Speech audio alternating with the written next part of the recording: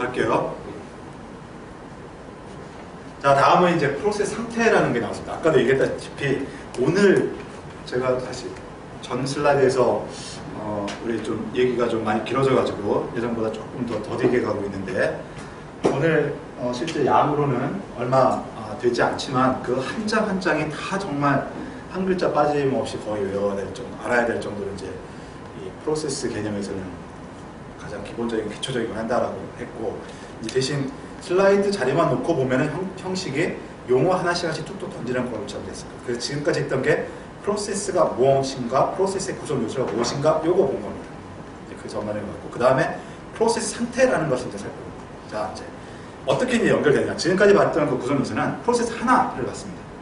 프로세스 하나가 좀 더 체계적으로 이제 동작하기 위해서는 그냥 똥그러니 그냥 제가 아두이노로 계속 뭐 이게 막 그래가지고 그런데 아두이노 같은 것도 사실은 스택 이런 건 있어요. 그렇죠. 막 아두이노라 하더라도 제가 이야기로는 가만히 보니까 앞에서 금방 좀 전에 얘기했던 거 있죠. 그거는 그대로 거의 다 가지고 있습니다. 코드 영역, 데이터 영역, 스트링 영역 그대로 있고 CPU에 프로그램 카운터 레지스터 그대로 다 가지고 있으니까 한 개의 프로그램이 실행될 때는 이제 그런 모양으로 좀 더 체계적 있게 프로그램이 실행될 수 있도록 한 게 현대 컴퓨터 시스템의 구조, 하드웨어 뭐 이런 구조예요. 자, 그런데 이제 운영체제 수업 첫 시간에 도대체 운영체제가 이런 거다라고 했고, 이 운영체제가 이 복잡해지고 여러분이 공부를 많이 해야 되고 운영체제를 만드는 이제 윈도우즈나 뭐 이런 리눅스나 이런 게 거대 그룹으로서 아무나 뭐 작년에 또 타이눅스에서 OS를 한국형 OS를 만들었다고 막 이렇게 했는데 또 망신만 당하고 하는 이유가 그 사람들이 무능하고 뭐 이거 해서가 아니라 OS는 무지무지 복잡하고 덩치도 크고 그냥 덩치 큰 걸 여러분이 뭐 앱 만들듯이 뭐 10명이서 6개월 하면은 뭐 몇십만 줄짜리 만드는 이런 게 아니라 똑같이 몇십만 줄짜리라도 그 완벽성을 검증하는데 무지 어렵습니다. 왜 그렇게 됐느냐? 왜 그렇게 어렵냐? 바로 한 컴퓨터 시스템에서 여러 개의 프로그램이 마치 동시에 동작하는 것처럼 이 기계는 이제 겉에 보여줘야 되니까 멀티태스킹을 해줘야 되니까 그것입니다. 그게 바로 근본 이유입니다. 그래서 그것을 하기 위해서 뒤로 계속해서 복잡한 개념들이 이렇게 나오고 있고 그걸 실제로 구현하는 거는 훨씬 더 어렵게 되는 것입니다. 거기에 첫 단추가 바로 이겁니다. 프로그램이 하나만 동작하면은 프로그램이 여기에 이제 하드디스크에 빠져 있다가 런닝 실행해라 그러면은 아까 그런 모습까지 실행하면 됩니다. 그런데 여러 개 하나의 CPU에 대해 가지고서 여러 개의 프로세스가 런닝을 하고 있어요. 그래서 한 번 프로세스 실행되면은 프로세스 그놈 혹은 그걸 실행시킨 사람은 자기가 줄 서 있다라는 걸 몰라요. 옛날 아주 초기에 우리보다 제가 학교 다닐 때보다 한 5년 10년 선배들은 정말 프로그램 하나 실행시키기 위해서 스스로 줄을 섰습니다. 전산원에 가서 이 청공 카드 혹시 배웠나요? 소프트웨어 배웠을 때 프로그램을 청공 카드라는 형태로 USB에다 담아가는 게 아니고 청공 카드라는 형태로 이렇게 가지고서 줄을 서가지고서 오퍼레이터한테 넘겨주면 그게 프로그램으로 실행됐어요. 끝나는 거 이렇게 한칸 보고서 이렇게 가지고 이렇게 했는데 지금 우리 프로그램들은 프로그램을 실행시켜 놓고 이게 지금 실행되고 있는지 내가 줄 섰는지 이걸 내가 알지도 못할 뿐더러 지금 대부분은 뭐냐면 나는 실행을 또 그렇게 하고 나면 그때부터 느리든 빠르든 상관없이 계속 끝날 때가 실행되고 있는 것처럼 느껴진다는 거죠. 그것을 운영체제가 우리한테 딱 감춰진 어떤 내부 동작으로서 여러 개를 동시에 실행시키는 것처럼 합니다. 이 동시에 실행시키는 근본적인 수단은 우리들 하는 것처럼 하나밖에 없는데 여러 개를 번갈아 가면서 하는 것 같아요. 여러 개를 동시에 하는 것 같아요. 그거는 번갈아 가면서 하는 거죠. 번갈아 가면서를 또 심지어 빠르게 번갈아 가면서 하게 되면은 하나인데도 좀 한 발짝 물러나서 보면은 그게 여러 개가 동시에 실행되는 것처럼 이렇게 보인다라는 것입니다. 자, 그러면 이제 어떤 개념이 필요하냐? 프로세스가 아까 그런 정보를 가지고 실행되고 있는데 항상 그런 상태는 아니라는 거죠. 이때 특히나 CPU, 메모리 하드디스크 이렇게 했을 때 여기에 메모리 상에 텍스트, 데이터 스택 이렇게 있고 CPU에도 프로그램 카운터, 레지스터가 이렇게 있습니다. 특히 이 중에서 이제 여러분들 이거 우리 배운 건 아니지만 짐작해 볼 수 있듯이 메모리 상에는 진짜로 여러 개의 프로세스가 동시에 존재할 수가 있어요. 좀 메모리 넓으니까 서로 간에 뭐 특별 차별 없이 얘하고 얘하고가 동시에 존재할 수 있습니다. 그래서 메모리 영역이 들어가는 이런 것들 그대로 유지할 수 있어요. 동시에 여러 개를 넣었다 하더라도. 그런데 절대로 동시에가 안 되는 것은 바로 이 CPU입니다. 한 번에 한 명령씩만 이렇게 실행하는 거예요. 그래서 어떨 때는 진짜로 이렇게 하나의 구성이 돼가지고 실행이 되다가 어쩔 때는 이렇게 하나로 구성이 시작이 되다가 이렇게 돼야 된다 이런 것이죠. 그래서 각각의 프로세스는 이제 부가 전부 하나 더 들어가는 겁니다. 여기 하나 더 들어가서 메모리상에 존재하긴 하지만 이게 진짜로 execute 이제 러닝 진짜로 CPU에서 러닝하고 있는 상태일 수도 있고 CPU에서 러닝하기 위해서 ready 준비하고 있는 상태일 수도 있다라고. 그래서 우리가 프로세스한테다가 이 상태라는 개념을 도입하게 됩니다. 여러 개의 프로세스를 동시에 실행하기 위해서 프로세스한테 상태라는 개념을 도입하고 이제 커널이 여기 이걸 전체를 관장하는 커널이 각각 프로세스의 상태를 계속 모니터링하면서 이렇게 바꾸었다가 저렇게 바꾸었다가 하면서 하나밖에 없는 CPU를 여러 개가 있는 거죠. 기본적인 거는 빠르게 번갈아 가면서 해주는 거죠. 또 그게 이제 스케줄입니다. 그래서 상태라는 게 필요합니다. 그래서 이제 일반적으로 프로세스는 실행이 다 되면 바로 러닝이 돼가지고 그냥 자기 작업 끝날 때 메인 일정까지 계속 러닝하고 있는 게 아니라 상태를 왔다 갔다 왔다. 이건 내 프로그램의 의도하고는 크게 관계는 없어요. 이제 뒤에 보면은 프로그램 의도도 들어가는데 OS 커널의 어떤 의도에 의해서 왔다 갔다 상태를 변경하게 되는 그 이유입니다. 그리고 이제 어떤 상태가 있느냐 여기서 이미 얘기했습니다. 개념적으로는 이렇게 있는 거예요. 이건 납득이 되죠? 진짜 이렇게 되고 이렇게. 이때 질문. 여기 프로세스가 10개가 이제 동시에 한다 들어있어요. 러닝인 프로세스가 1개 이상, 2개 이상이 될 수 있을까요? 웨딩 프로세스는 2개 이상이 될 수 있을까요? 네. 답이 되죠? 무슨 질문인지. 그 특성이 이렇게 있습니다. 자, 그래서 이제 상태의 종류는 이거는 이제 대표적인 상태입니다. 이것도 역시 이제 커널마다, OS마다 이 이름은 다르게 붙일 수 있어요. 다르게 붙일 수도 있고 상태의 종류도 계속 다르게 할 수 있는데 우리 이제 일반적으로, 개념적으로 이 5개의 상태를 얘기합니다. 그리고 그 5개 상태의 프로세스가 종료됐다면 메모리에서 내려가는 그렇죠. 메모리에서 없어지는 거죠. 근데 이때도 지난 시간 파일 얘기할 때, 파일 지울 때 실제 데이터를 지우는 건 안 한다고 그랬죠. 불필요한 거니까. 하나만한 작업이에요. 하나만한 작업. 이것도 이제 이게 내려간다 해서 이걸 막 다른 걸 채워내서 주는 이런 작업은 아니에요. 네, 어쨌든 이제 이런 게 있으면 여러분 짐작하다시피 이제 커널이 이걸 관리한다고 하는데 커널이 이런 것들을 관리하기 위한 자료 구조가 있습니다. 우리 파일도 보면은 커널을 관리하기 위해서 파일 테이블 만든다고 했죠. 그 가면은 그런 게 있어요. 이제 그런 데서 없애는 거죠. 이제 없애면서 이거는 이제 안 쓰는 거라고 표시가 되기 때문에 그러니까 이미 지금 사용하는 쓰레기 데이터가 있긴 할 거예요. 쓰레기 데이터가 있긴 할 건데 안 쓰는 걸로 표시가 됐으니까 다른 프로그램을 위해서, 다른 데이터를 위해서 필요한 경우에 덮어 쓰면 되는 거죠. 그런 좀 종류에 따르면 그런 개념이 되겠습니다. 한번 실행한 프로그램 처음 실행시킬 때고 다시 실행시킬 때 딱 빠른 거는 그거 혹시 캐시뿐만이 아니라 메모리에 남아있는 쓰레기 값도 조금 영향이 있어요. 이제 이러면 또 시간이 이거 맞고 예스라고 대답을 해놓고 나중에 메모리 가르치고 가서 그런 얘기하죠.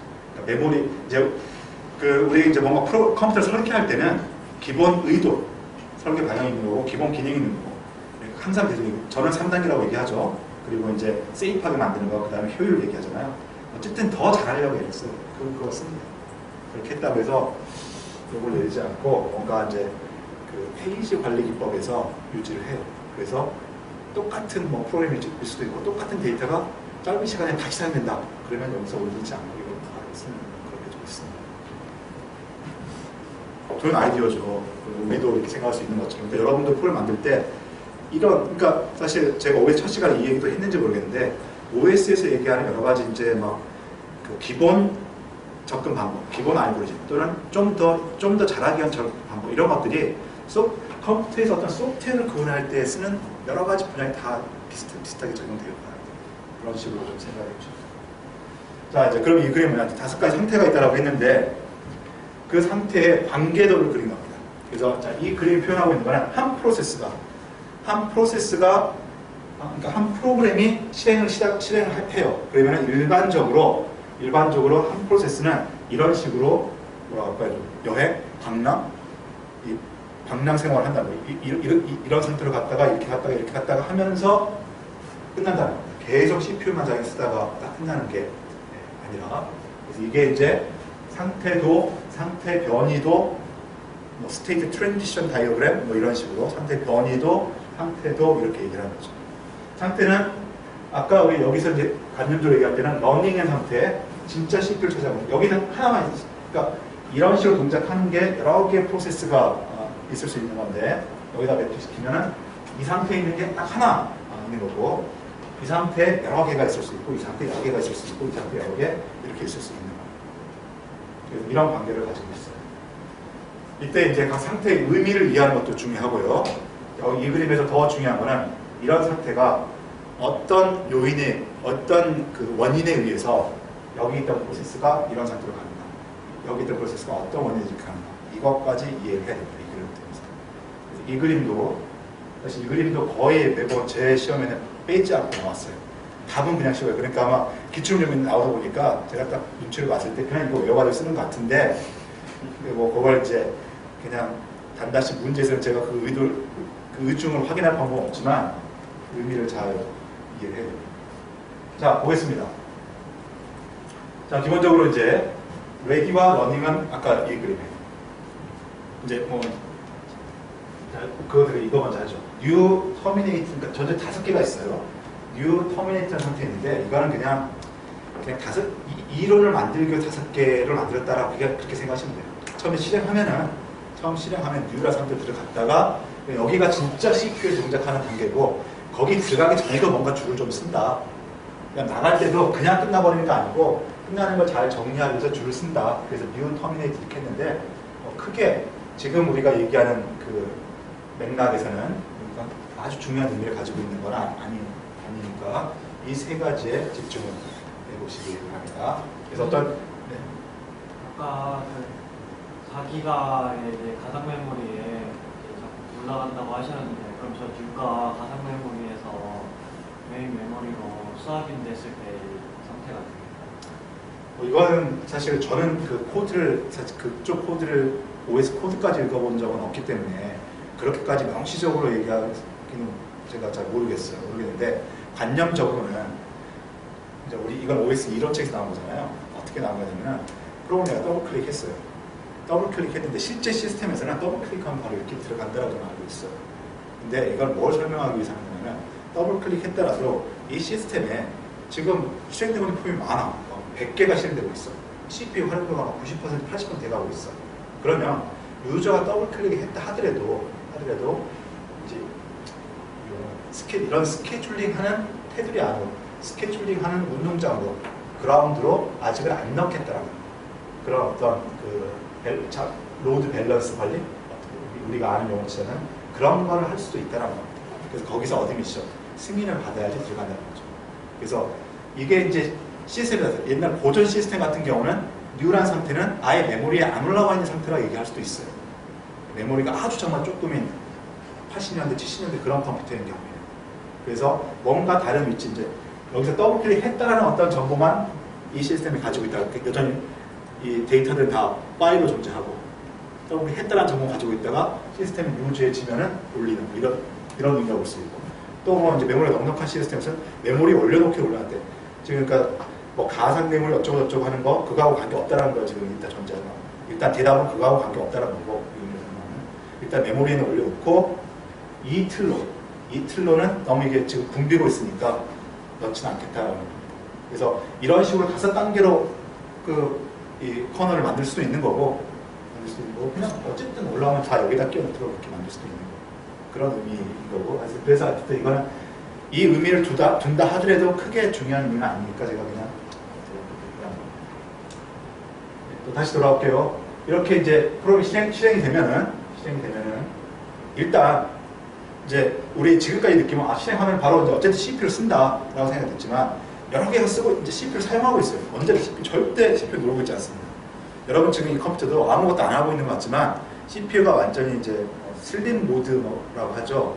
CPU도 우리 화면 다 꺼지고, 우리 윈도우 같은 전원 관리 장치 보면은 뭐 30분 지나면 뭐 어떻게 되고 그랬잖아요. 그런 식으로 해가지고 파워 세이빙 모드가 되면 그때는 CPU는 진짜 멈춰 있어요. 여기서 CPU는 정말 우리는 아무것도 안 한 것 같아도 지속적으로 계속해서 프로그램 카운트를 이렇게 변동해 가면서 일을 하고 있습니다. 계속해서. 그런데 그렇고 있기 때문에 내가 어떤 프로그램을 실행시킨다고 해서 바로 CPU를 들어가지 못해요. 지금 현재 실행되고 있는 게 있으니까. 그래서 일단은 레디 상태가 됩니다. 메모리 셈이 올라와 있는데 자 이제 실행할 거야 라고 하는데 틈을 보는 거죠. 근데 이걸 내가 이제 이때 또 운영할 거는 우리 각각의 프로세스가 지가 눈치를 채고 지가 열심히 노력해가지고 이게 들어가는 거 절대 아니에요. 한번 여기 들어가면 자기의 인생을 완전히 이제 운영체제 커널에 걸어버리는 겁니다. 어쨌든 여기 들어가 있다가 운영체제가 하나씩 번갈아 가면서 해주는 거죠. 운영체제가 이거예요.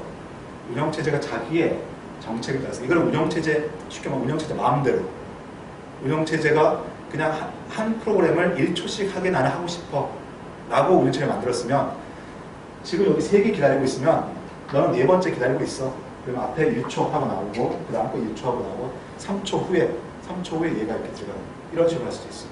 그리고 다른 방식으로 그걸 또 촘촘하게 0.1초마다 할 수도 있는 거고 또 다른 방식으로 나는 금수저와 흑수저를 구별하겠어 라고 커널에 만들어질 수도 있어요.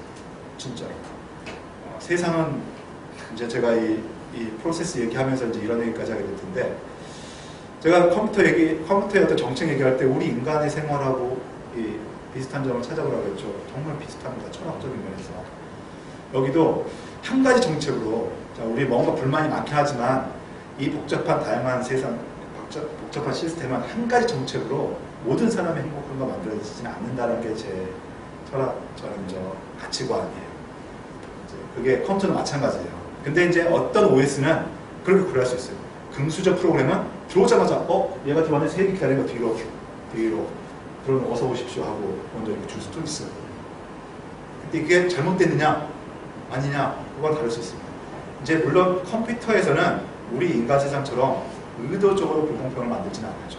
왜냐하면 그러면 전체 시스템이 손해를 보고 근데 우리 인간 세상은 전체 시스템이 손해를 보더라도 일부가 이익을 보는 걸 누군가 하죠. 그러니까 이게 전체가 망가지는데 물론 그렇진 않지만 그게 더 효율적인 게 있을 수 있습니다. 그래서 여러 가지 방식에 의해서 스케줄러 디스패치라는 것은 하나를 끄집어낸다는 거예요. 우리 디스패치 있는 것처럼 끄집어낸다는 거예요. 그래서 이거는 말 그대로 커널 마음대로입니다. 줄 서 있는 걸 어떤 순간 어떤 방식에서 커널에 하나 끄집어내주면 그 프로세스는 러닝 상태가 되는 겁니다. 이렇게 돼요. 근데 이제 물론 러닝에서 됐어. 나는 이제 CPU 계속 실행돼. 근데 끝까지 되는 게 아니에요. 이것도 여러 가지 정책. 이제 사실 이거는 빠져나가는 것도 같이 연동이 되는 거예요. 들어오는 것만 연동이 되는 게 아니라. 근데 어쨌든 들어오는 거는 무조건 커널의 선택을 받아야 돼요. 근데 빠져나가는 거는 다음 3가지. 이걸 빼면 2가지가 있어요. 여기 들어오는 건 1가지밖에 없어요. 그래서 2가지가 있는데 어떻게 다르냐. 이제 사실 들어오는 것 하나가 들어오면 당연히 하나가 빠지겠죠. 그러니까 들어오는 것과 빠져나가는 거는 똑같이 커널의 선택입니다. 커널의 정책이에요. 커널의 정책인데 바로 이거예요. 그래서 사실 이거의 발단은 어쩌면 이거예요. 그러니까 이렇게 막 하고 있는데 인터럽트 우리 알고 있잖아요. 바로 이런 것조차도 인터럽트가 없으면 안 되는 거예요. 인터럽트가 없으면 하나 던져놓고 얘가 끝내게 할 수가 없어요. 운영체제가. 왜냐하면 CPU라는 것은 아주 멍청한 기계이기 때문에 프로그램 카운트 다음에 있는 걸 합니다. 그래서 어떤 한 프로세스가 CPU를 차지했으면 아무도 끼어들지 못해요. 인터럽트가 없다면. 이제 인터럽트가 뭔지 알겠죠? 인터럽트가 없다면 이렇게 하나 프로그램이 실행되면 아무리 이게 유저 레벨의 하찮은 흑수저 프로그램이 할지라도 절대 끼어들지 못합니다. CPU는. 그런데 우리 컴퓨터 인터럽트라는 수단이 있어요. 어떤 방식이든지 그러니까 이걸 여기 선택하는 거는 완전 100% 그 커널, 운영체제의 선택 방식이에요. 그런데 언제 선택할 거냐이죠. 자기 운영체제가 선택할 틈도 안 주는 거예요. 왜냐하면 이것도 잘 이해해야 되는데 우리는 이런 상황에서 CPU는 이런 프로세스들만 번갈아 가면서 사용하고 있구나라고 생각하는데 이런 작업을 하는 커널조차도 소프트웨어입니다. 그러니까 커널조차도 이 중간중간에 CPU에서 실행이 돼야 되는 거예요. 그러니까 운영체제가 이런 일을 하는 것조차도 CPU에서 실행이 돼야 되니까 언제 그걸 할 거냐. 내 CPU가 동작하고 있으면 이들 중에 하나 선택하는 것을 뭔가 알고리즘 돌려서 선택할 수 있는데 그런 기회조차 안 온다는 거죠. 그런 기회가 오는 게 인터럽트입니다. 어쨌든 이제 한 프로그램이 커널은 어떤 걸 한 선택을 해가지고 너 러닝해 라고 합니다. 그럼 완전히 CPU의 제어권은 그 프로그램한테 완전히 간 거예요. 누구도 그걸 간섭하지 못해요. 근데 유일하게 간섭할 수 있는 거는 인터럽트. 그래서 시스템에는 이제 기본적으로는 아까 이제 번갈아 한다라는 게 이제 기본이라고 얘기했잖아요. 여러 가지 인터럽트가 있는데 우리 컴퓨터 시스템에서는 가장 핵심적인 인터럽트 중에 하나가 타이머 인터럽트라고. 타이머 인터럽트. 그래서 우리 CPU에는 OS가 안 올라가더라도 이 CPU 옆에 혹은 이제 이런 우리 인텔 같은 건 CPU 안에 타이머 회로가 있어요. 타이머 회로가 있어가지고 1ms마다 혹은 10ms마다 몇 밀리세컨드 정도예요. 밀리세컨드. 감이 있죠. 몇 밀리세컨드의 시간. 그 시간마다 계속해서 CPU한테 간섭을 합니다. CPU는 뭘 하고 싶어도 1ms보다 계속 간섭이 일어나요. 그때 이제 이 간섭의 기본적인 동작은 뭐냐면 새로 선택할 프로세스 있냐? 라고 물어보는 거예요. 그러니까 그런 의도로 하는 건 아닌데 이런 인터럽트를 걸어주니까 다행스럽게 현재 있는 걸 멈추고 뭔가를 할 수 있게 얘기가 된 거죠. 그때 기본적인 게 커널 문자로 동작해요. 인터럽트가 걸리면은 인터럽트 벡터에 의해서 인터럽트 서비스 루틴이 동작하는데 인터럽트 서비스 루틴은 보통이 아니라 무조건 커널에 들어있는 코드예요. 그래서 무조건 인터럽트 걸리면 이게 실행이 돼요. 실행이 돼서 뭐 아무것도 안 하고 다른 거 볼 수도 있겠지만 일단 이게 되면은 내가 새로운 선택을 해야 될 시점인가를 운영체가 판단합니다. 그래가지고 바꿔줄 필요가 있다면 이때 바로 리턴하지 않고 이제 바꾸는 코드가 실행되고, 그래서 바꾸는 코드가 실행되고 바꿔주고 나서 인터럽트 리턴하죠. 그럼 바꿔주고 나서 인터럽트 한다는 게 무슨 의미가 되냐면 원래 인터럽트는 이렇게 얘기했죠. 프로그램이 이렇게 실행되고 있어요. 여기서 인터럽트가 걸리면 이때의 상태를 저장한다고 했어요. 그때 중요한 게 PC. 이제 좀 전에 얘기했던 PC하고 연관이 되죠. PC를 저장해놔요. 그래서 처리하고 인터럽트 서비스 처리되고 돌아오면 이 PC를 복구해야 되고 동작하고. 이게 이제 일반적인 인터럽트인데 만약에 스케줄링을 새로 한다 라고 하게 되면 이 스케줄링을 새로 하는 코드가 PC 값을 다른 걸로 써버려요. 다른 걸 써버리는 게 이 프로세스의 코드가 아니라 이 프로세스의 코드로 라이트를 해버립니다. 그러면 이 CPU는 바뀌었구나 라고 알지도 못해요.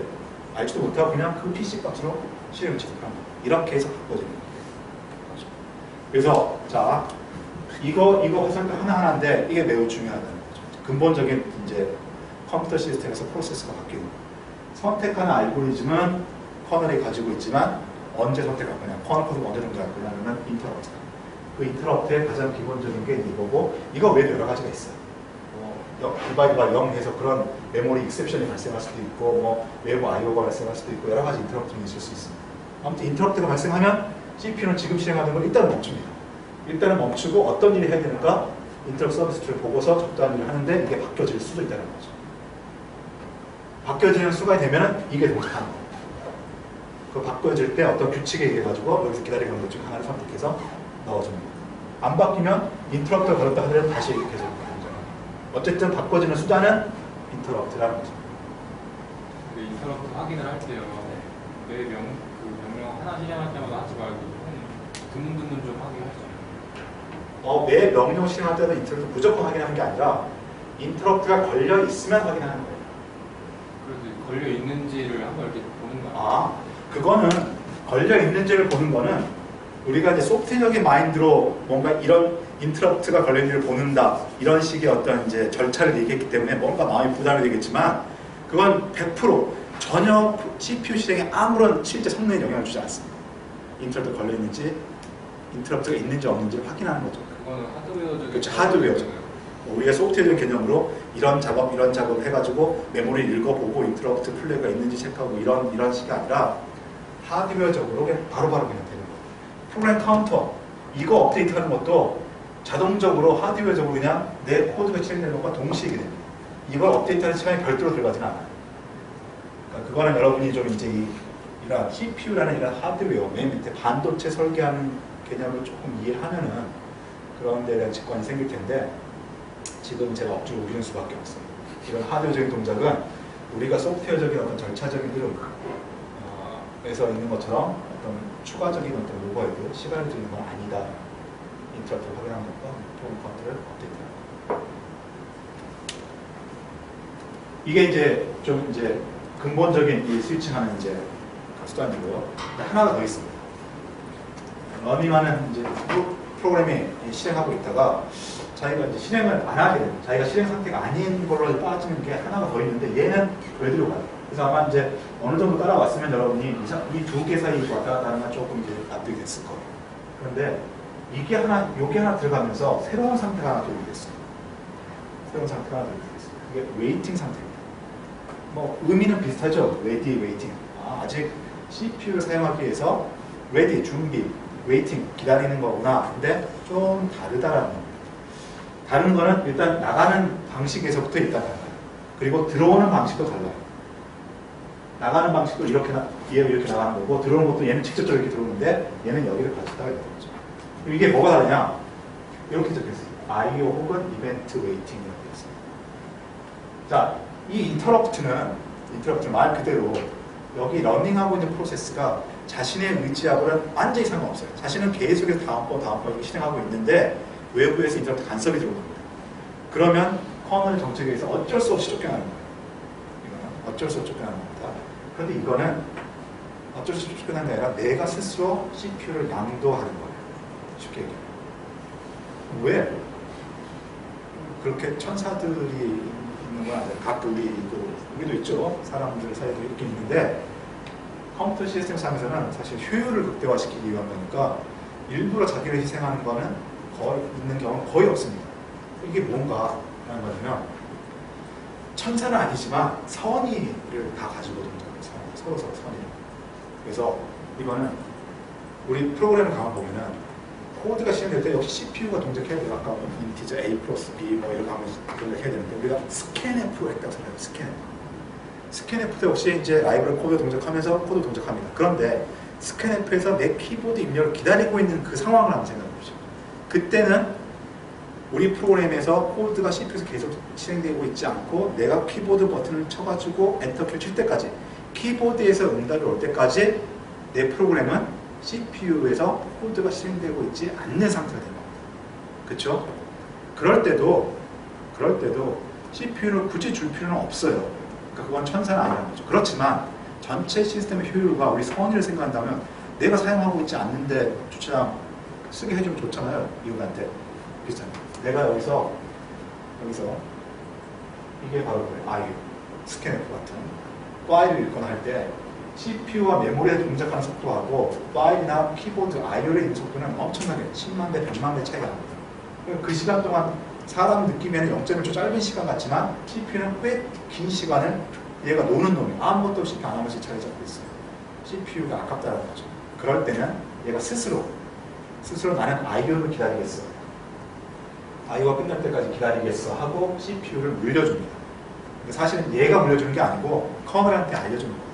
커널한테 알려준다는 게 뭐냐면 시스템 호출을 치는 겁니다. 내가 스캔을 호출하면 그게 꼭 커널한테 나는 IO 갈 때까지 IO가 있을 때까지 기다리겠어라는 의도예요. 그러면은 커널은 너는 좀 상대적으로 긴 시간 동안 기다려야 되니까 기다리는 단계로 가 있어요. 그러니까 이것도 메모리에 있는 거니까 여기서 이렇게 오는 시간에 비해서 여기서 이렇게 얘가 다시 돌아오는 시간은 무지 깁니다. 뭐 몇백 배, 뭐 몇천 배, 몇십만 배 걸려요. 그러니까 얘를 여기다 넣지도 않고 아예 기다리는 곳에다가 이렇게 빼줍니다.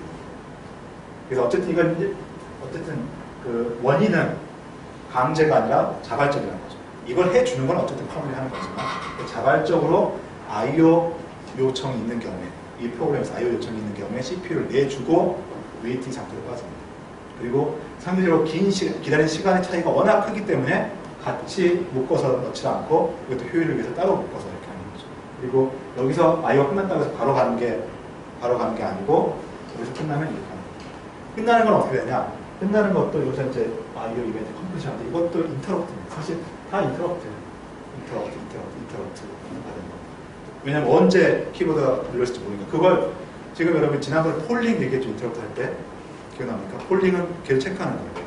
폴링 한다는 거는 CPU에서 계속 작업을 하고 있다는 거예요. 그거는 일반적으로 이제 하지 않는 거니까 언제 끝날지 모릅니다.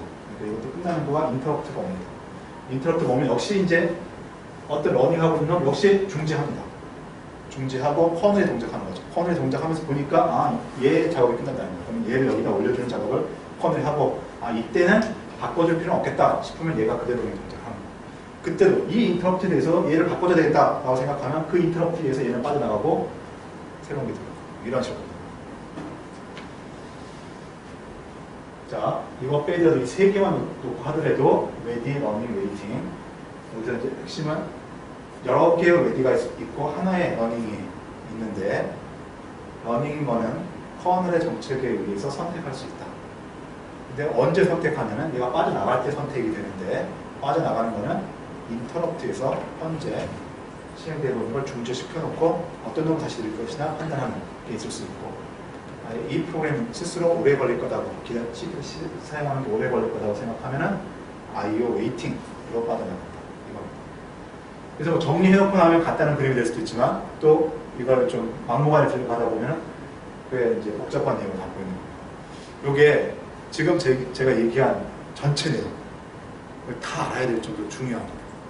설명을 제가 지금까지 뭐 계속 이런 식으로 해왔지만 다른 설명에 비해서 지금 하고 있는 이런 프로세스에 관련된 개념들은 아주 중요한 중요도를 가지고 있는 개념이니까 상태가 왜 필요했는지 그래서 그런 상태에는 대략적으로 ready, running 이런 것들이 필요한데 이게 이제 어떤 원인에 의해서 바꿔줘야 되고 그 원인을 쫓아가다 보니까 이렇게 두 개의 어떤 기다리는 상태가 될 수도 있고 그거의 인터럽트의 의미가 뭔지 IO 웨이팅의 의미가 뭔지 스케줄러가 이걸 꺼내 간다는 의미가 뭔지 잘 이해하시기 바랍니다. 자, 또 오늘 수업을 마무리하면서 이제 용어 딱 한 서너 개 딱 적을 건데요. 어쨌든 슬라이드로는 용어 하나 다시 새로운 게 나옵니다. 프로세스 제어 블럭이라는 게 나옵니다. 그렇지만 다 연결되는.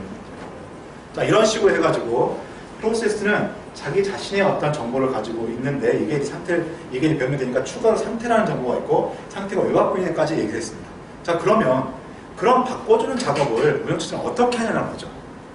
결정하는 정책은 아까 얘기했다시피 뭔가 여러 가지 정책이 있어요. 금수저 우선 정책이라든지 공평하게 이거 바꾸는 정책이라든지 이런 정책이 있을 수 있지만 그러니까 어떤 정책이 됐건 실제로 바꿔주는 액션을 해야 되잖아요. 실제로 바꿔주는 액션을 어떻게 할 것이냐라는 것입니다. 그것이 아까 대령 얘기했던 커널이 뭔가 얘네들 관리하는 자료구조, 데이터를 가지고 있을 거라고 얘기했죠. 그게 바로 그겁니다. 프로세스 컨트롤 블락이라고 해요. PCB라고 이렇게 줄여서 얘기하죠. 말 그러죠. 프로세스 제어 블락. 커널이 프로세스를 러닝으로 시켰다가 레드로 뺐다가 뭐 이런 작업을 원활하게 하기 위해서 프로세스의 원래 이런 건 이미지와 관계없이 커널 스스로가 현재 시행되고 있는 프로세스들의 목록을 가지고 있습니다. 일반적으로 이거는 이제 파일 쪽에서는 우리가 파일 테이블 어레이로 얘기했는데 이건 대부분의 OS에서 링크드 리스트로 유지가 되고 있습니다. 이게 바로 뭐냐면은 ready 하는 것들의 링크드 리스트, wait 하는 것들의 링크드 리스트, running 하는 것들의 링크드 리스트 없죠. running 하나 합니다. 이렇게 되어 있습니다. 그래야지.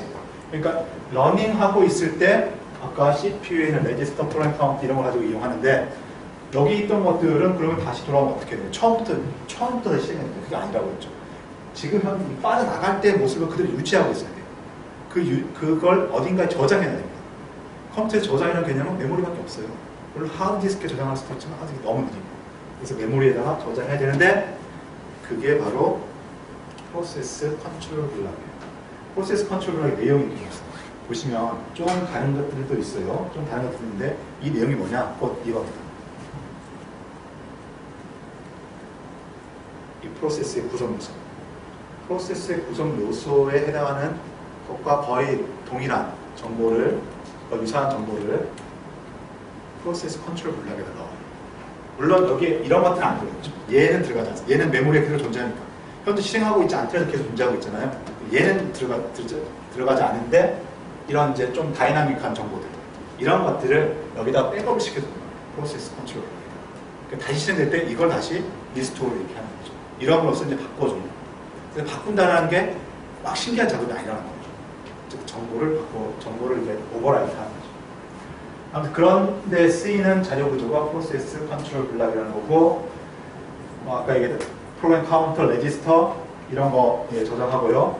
상태 정보까지 이제 현재 지금 얘가 어떤 상태인가 이런 정보를 저장하고, 또 이게 어떤 방식으로 스케줄을 내는가. 예를 들면 뭐 금수저 우선 정책이면 얘가 금수저인가, 은수저인가, 흑수저인가 뭐 그런 것들을 여기서 기록해 둡니다.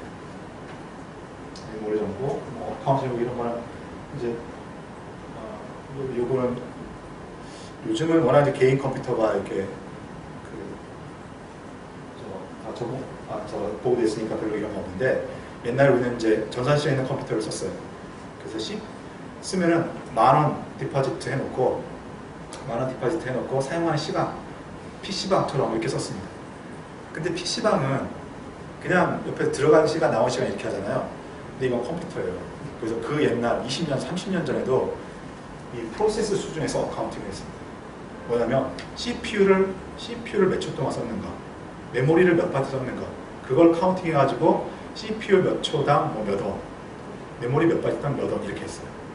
그게 지금 여러분 휴대폰, 스마트폰으로 데이터 쓰면은 여러분들 정말 쫀쫀하게 신기하게도 내가 웹페이지 하나만 브라우징해도 뭐 2kg 썼느니 하면서 계속 카운팅이 되고 있죠. 그렇게 그 컴퓨터 시스템에서 여러분이 접근하는 프로세스 이런 걸 다 관리하고 있다. 옛날 컴퓨터에서는 일반적인 우리 여기서도 이렇게 됐는데 아마 그런 용도로 쓰지는 않을 거고, 지금도 있어요. 지금도 우리가 그 작업 관리자 이런 걸 보면은 얘가 뭐 몇 초 동안 실행되고 있었느니, 메모리를 얼마 동안 얼마만큼 사이즈의 메모리를 이 프로세스 쓰고 있느니, 그런 정보들이 있죠. 그런 것들이 이렇게 들어가고. 그래서 이런 것도 좀 전에 얘기했던 것처럼 이런 식으로 한 프로세스를 위한 프로세스 컨트롤 블락이 이렇게 이제 각 운영체제마다 자료 구조로서 정의가 되어 있고, 그것들이 링크드 리스트로 유지되면서 프로세스가 여러 개 시행되고 있는 것처럼 보이는 겁니다. 요거는 리눅스 같은 경우는 리눅스 커널 소스를 들다 보면 리눅스 커널 소스 중에 스케이덤 H라는 헤더 파일이 있는데, 헤더 파일에 이 태스크 스트럭트라는 게 있습니다. 이름은 좀 다른데요. 리눅스가 하는 게 좀 다르죠. 태스크 스트럭트라는 프로세스라는 말을 쓰지 않아요. 태스크 스트럭트라는 데서 자, 다음에 또 하나의 새로운 용어를 얘기합니다. 또 하나의 새로운 용어 얘기하는데 계속해서 영어를 이제 지어보죠.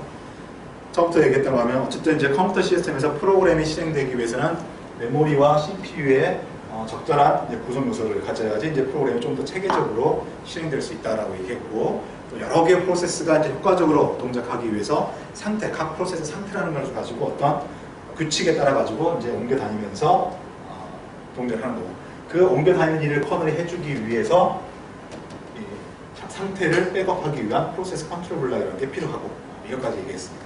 자, 여기에는 이제 문맥 교환이라는 것은 단어에서도 그냥 바로 유추할 수 있을 거예요. 교환이라고 되어 있죠. 바로 프로세스가 지금 우리는 그냥 일반적인 용어로 이렇게 해서 프로세스가 바뀐다, 얘가 실행되다, 얘가 실행되다 이렇게 한다라고 했는데, 그것을 좀 더 공식화된 포멀한 용어로서 우리 컴퓨터 쓰는 사람들이 좀 유식한 티내기에서 쓰는 건 절대 아니고요. 이런 공식적인 용어로 그 교체되는 과정을 문맥 교환이라고 얘기합니다. 이거는 워낙 중요하고 널리 쓰는 용어이기 때문에 저는 웬만하면 그냥 영어 신문문제는 아니지만 영어 용어를 그냥 써라, 우리 컴퓨터 쪽은 그렇게 하는데, 문맥 교환 정도의 용어는 문맥 교환이라는 말도 우리 이제 많이 별로 이제 어색하지 않은 용어. 문맥 교환을 써도 되고, 컨텍스트 스위치라고 써도 되고, 컨텍스트 문맥 있죠, 영어 단어로.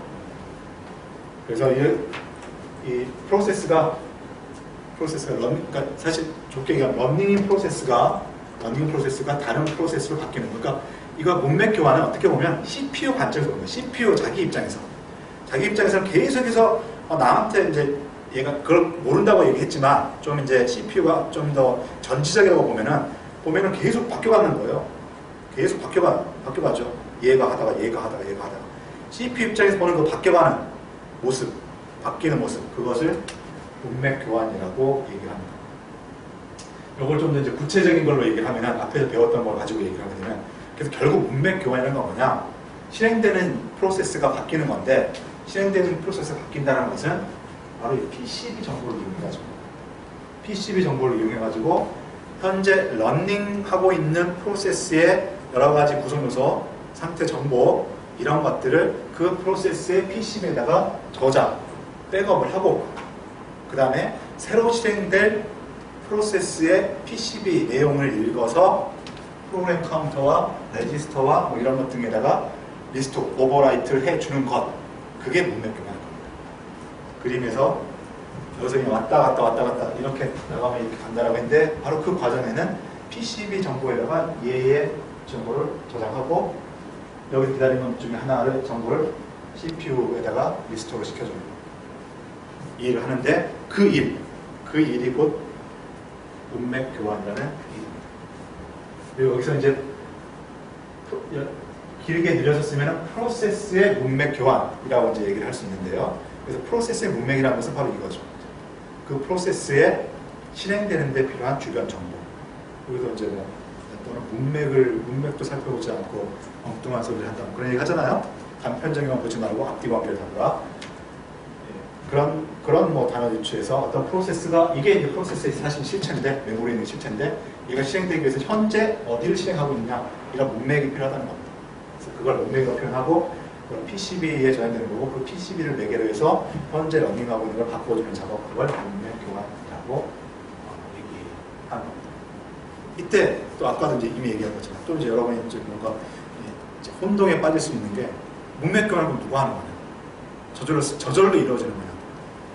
내가 이제 우리 컴퓨터 시스템 수업이나 이런 뭐 우리 저희 이제 후배들한테는 그런 얘기 안 하고 이제 우리 옛날에 신입사원들 교육이나 할 때 이런 거 보면은 컴퓨터 소프트웨어 동작하는 원리를 정확히 잘 몰라요. 근데 그때 얘기하는 대표적인 한마디가 절대 컴퓨터에서는 저절로 자동적으로 이루어지는 건 없다라고 일단 알으라고. 모든 게 다 신의 뜻이 아니라 프로그램의 뜻에 의해서 움직이는 모든 게 그걸 봐야 돼. 그러니까 이것도 언뜻 보면은 아 CPU가 스스로 이걸 문맥 교환을 하는구나. 그러니까 문맥 교환이 뭐예요? 물어보면 이걸 대답하는 사람조차도 그렇게 알고 있는 사람이 있어요. 이게 그 문맥 교환은 누가 해요? 이렇게 물어보면 누가 하지? 가우팅 하는 사람이 있어요. 그렇지만 어쨌든 컴퓨터에서 자동적으로 일어나는 게 절대 없고 모든 게 다 소프트웨어에서 일어난다. 이걸 보면 누가 하느냐? 커널이 하는 겁니다. 커널이. 그럼 커널은 뭐냐? 커널도 똑같이 프로그램 코드예요. 모양이 각각 프로세스의 모양처럼 되어 있진 않아요. 커널은 조금 달라요. 커널이 꼭 아까 텍스트 데이터 이렇게 되어 있지 않습니다. 그렇지만 커널도 프로그램 코드입니다. 그렇기 때문에 마치 문맥 교환은 이 둘 사이에서 CPU가 자동적으로 바꾸는 것처럼 보이지만 문맥 교환을 하기 위해서는 인터럽트에서 중단이 되고 중간에 커널 코드가 동작하는 겁니다. 문맥 교환을 하기 위한 어떤 걸 할 때 선택을 하기 위한 선택 판단을 하기 위한 커널 코드가 동작하는 거예요. 이거는 사용자 프로그램이 동작하지 않았기 때문에 뭔가 우리 사용자 눈에는 의미 있는 작업을 하고 있는 것처럼 안 보여요. 그래서 의미 있는 작업은 실제 이 프로그램이 동작하는 거죠. 그래서 마치 자동적으로 이루어지는 것처럼 보이지만 어쨌든 프로그램 코드가 동작하는 거고 이 프로그램 코드가 끝나면 이렇게 바뀌는 겁니다. 그때 커널 코드가 동작하는 이 시간을 문맥 교환 오버헤드라고 얘기합니다. 왜냐하면 어쨌든 이제 컴퓨터 시스템을 효과적으로 사용하기 위해서 OS가 필요해요. 이제 지금 여러분은 OS 이러니까 OS라는 건 정말 이제 필요한 거구나. 당연히 OS는 있어야 되는 거구나. 이제 라고 생각이 이제 이미 들었겠지만 그래서 OS 작업도 필요한 시간이에요. 그렇지만 사용자 입장에서 보면 이 컴퓨터에서 하는 일이 OS가 해야 될 일이 아니에요. 사용자 입장에서는 내가 게임하는 게임 이게 와야 되고 웹 브라우징 하는 게 돼야 되는 거고 OS가 뭐 파일 뒤에다가 읽고 쓰고 하는 이걸 하는 시간이 나한테 부담으로는 안 되는 거예요. 그렇죠? 사용자 입장에서는 내 프로그램 동작하는 데다가 온갖 모든 자원이 다 들어가요. 그런데 실질적으로 아까 보면 이게 타임 인터럽트도 막 거의 0.1mm, 아니 1mm, 10ms마다 걸린다고 했잖아요. 엄청나게 지금도 계속해서 막 1초에 뭐 몇천 번 이렇게 막 인터럽트 걸리고 있는 겁니다. 인터럽트 걸릴 때마다 OS 코드가 이렇게 실행이 되고 있는 거예요. 실질적으로 여러분은 지금 컴퓨터에서 내 프로그램이 계속 동작하고 있는 것처럼 보이지만 내 프로그램이 동작하는 그 아주 짧은 중간중간 계속해서 OS 코드가 동작하는 거죠. 이걸 역시 OS가 잘 설계를 해야지 버벅되지 않는 거죠. 단지 유저 프로그램이 10개가 동작해서 버벅되는 게 아니라 OS 코드 자체에 의해서 버벅될 수도 있다는 겁니다. 어쨌든 그런 OS의 이런 동작은 우리 전체 컴퓨터 시스템이나 사용자 입장에서는 오버헤드가 되는 거죠. 그래서 진짜 이제 OS는 이런 걸 잘해야 되는 거죠. 그래서 우리가 개념만 공부하고 동작하는 건 만들 수 있겠지만 진짜 상용 OS를 만드는 건 그래서 쉬운 일이 아닙니다.